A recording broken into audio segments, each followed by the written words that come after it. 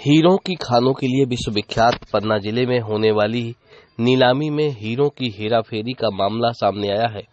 यहां कई हीरा व्यापारी सफेद हीरे के काले कारोबार में संलिप्त बताए जा रहे हैं।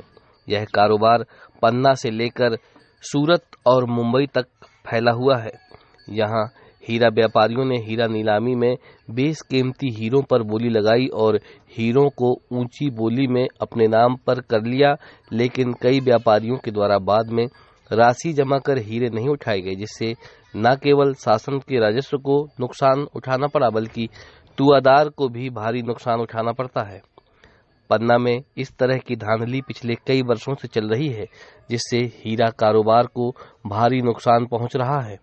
इससे हीरा जमा करने वालों का हीरा कार्यालय से भरोसा भी कम हुआ है और यही कारण है कि लोग पन्ना हीरा कार्यालय में हीरे कम जमा कर रहे हैं और ब्लैक मार्केट में ज़्यादा विश्वास रख रहे हैं।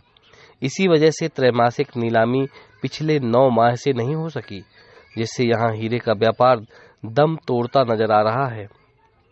हालांकि जब कुछ व्यापारियों द्वारा नीलामी के हीरे न उठाए जाने का मामला हीरा अधिकारी एवं खनिज अधिकारी के सामने रखा गया, तो उन्होंने ऐसे व्यापारियों को ब्लैक लिस्ट करने की बात कही है, जिससे वह अगली नीलामी में भाग नहीं ले पाएंगे।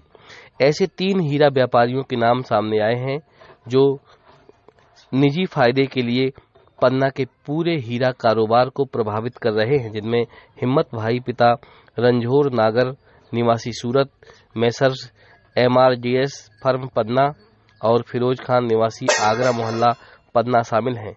जानकारी के अनुसार फिरोज खान ने फरवरी 2024 की हीरा नीलामी में एक 5.33 कैरेट के हीरे को 10,23,360 रुपए में लिया था, जिसे नहीं उठाया।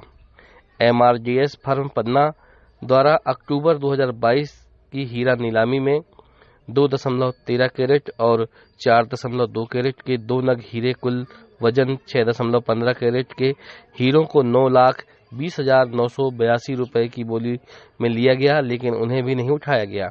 इसी प्रकार हिम्मत भाई नागर निवासी सूरत और MRDS फर्म पन्ना के द्वारा 21 मार्च 2017 में हुई हीरा नीलामी में 32.10 कैरेट के 25 हीरों को 22,02,036 रुपए में बोली में लिया गया, जिन्हें बाद में नहीं उठाया गया। सूत्र बताते हैं कि 2014 और 15 में भी व्यापारियों द्वारा बोली लगाकर हीरे नहीं उठाए गए, जिससे शासन को लाखों रुपए की चपत लगी तथा तुआदार और हीरा धारकों के हीरे नीलामी के बाद भी नहीं उठाए गए।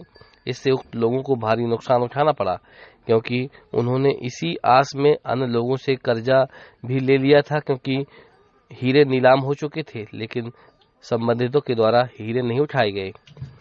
लेकिन नीलामी न होने के कारण उन पर कर्ज बढ़ता गया और ऐसे में हीरा धारकों का विश्वास हीरा कार्यालय से उठ गया। इसलिए यह हीरे पेंडिंग में चले जाते हैं और अगली बोली में फिर बोली लगाकर कम दामों में ले लिए जाते हैं, जिससे उन्हें लाखों का फायदा मिल जाता है। व्यापारियों को तो फायदा मिल जाता है, लेकिन शासन और हीरा धारकों को नुकसान उठाना पड़ता है।